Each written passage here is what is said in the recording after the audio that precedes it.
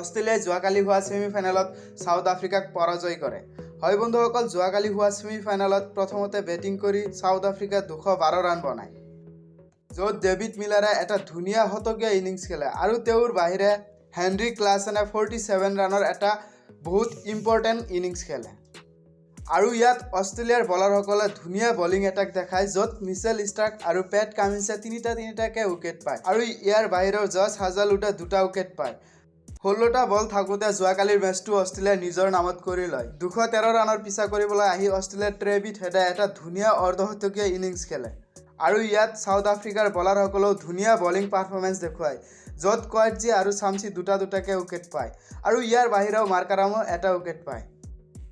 অষ্ট্ৰেলিয়াৰ প্লেয়াৰসকলৰ ধুনীয়া bowling attack আৰু বেটিং পাৰফৰ্মেঞ্চৰ বাবদ যোৱাকালিৰ মেচটো অষ্ট্ৰেলিয়াই 3 উইকেটত নিজৰ নামত কৰি লয় আৰু 2023 ICC ৱৰ্ল্ড কাপৰ ফাইনেলটো এতিয়া ইণ্ডিয়া আৰু অষ্ট্ৰেলিয়াৰ মাজত হ'ব 19 তাৰিখত।